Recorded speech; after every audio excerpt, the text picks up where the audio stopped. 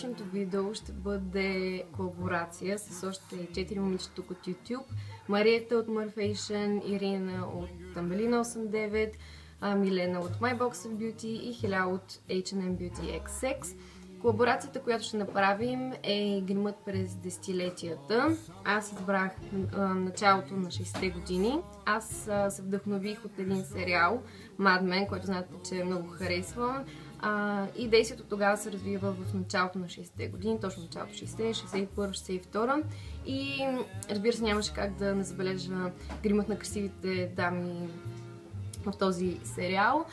Гримът в началото на 60-те доста се различава от този в края, но на мен лично повече ми харесва. Очната линия от 50-те се запазва, но тя е по-къса, нейната цел не е да издължи окото и е сравнително по-дебела, които аз съм избрала са червено-розови.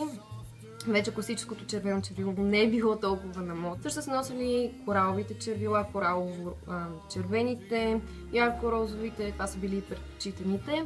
Те са били изцяло матови. Предпочитаните бази са били компактните фондютени. Те са давали доста добро покритие и също се е ползва много пудра, за да има този матиращ завършек. Пудрата е била насипна, такава и аз използвах. Не е имал прахообразни и затова са използвали кърмообразен руж. И в началото на 60-те бронзантът не е бил много предпочитан, вече в края са започнали да го използват. Вежите са доста добре подчертани, но в същото време са доста естествени, не са твърде тъмни, както в края на 60-те години. И самата визия страшно много ми харесва, мисля, че е много женствена, много ми хареса червилото. Надявам се видеото да ви хареса. Опитах се, по-точно моята приятелка се опита да ми накъдри косата. Знам, че не това не са кадриците типични за 60-те години, но аз нямам маша. Както и да е, отново надявам се да ви хареса видеото и нека започваме. Както казах, в началото на 60-те са използвали компактните фондютени.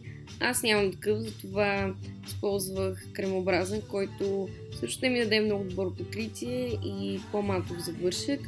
В края на 60-те пък течните фондютени са били на мода и не са имали много добро покритие.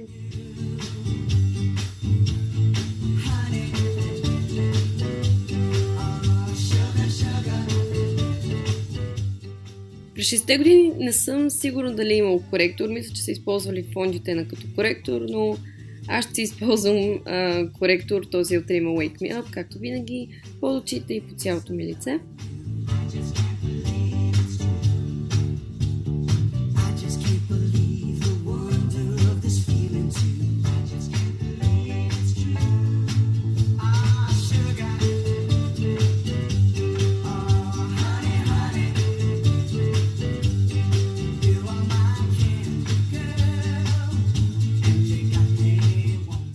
За да ни бъде още по-матово лицето, ще използваме пудра. Те са използвали насипни, такава използвам и аз. И я поставям по цялото лице.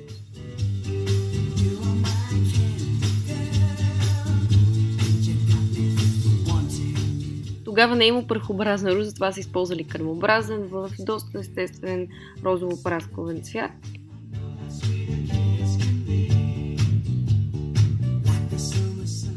Прескачаме бронзантът и отиваме директно на хайлайтър. Отново той е бил кремообразен и е бил доста ненатрапчив.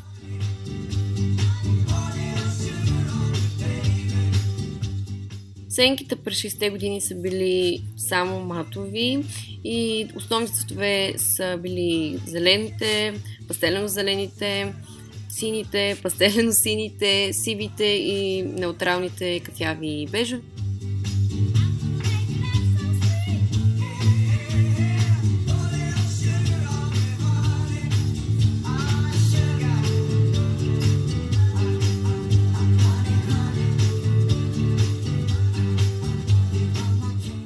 Очната линия се е запазила, но за разлика от 50-те тя е била сравнително по-къса, не е имало това голямо крило, за да издържи окото и е била по-дебела. Те са използвали гел, каквато използвам и аз.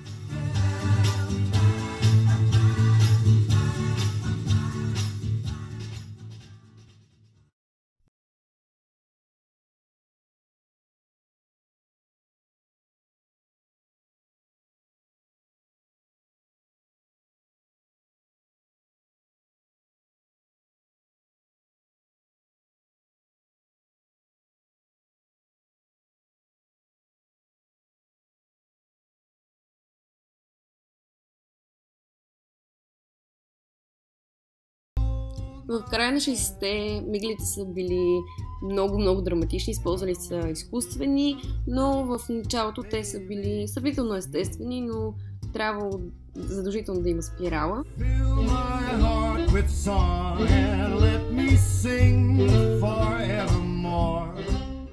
Въжите са били доста естествени, но също време добре подчертани, не твърде тъмни, както в края.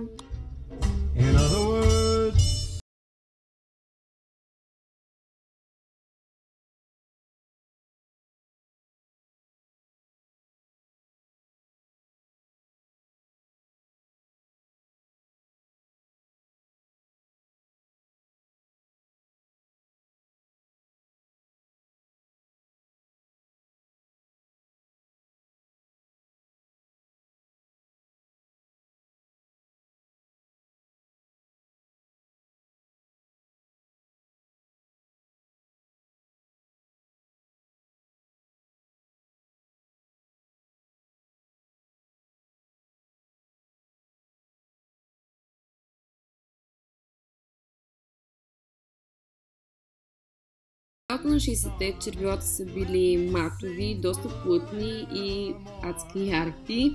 Любимите им нюанси са били розовите, розово-червените, кораловите и коралово-червените. Вече класическото червено не е било на мода.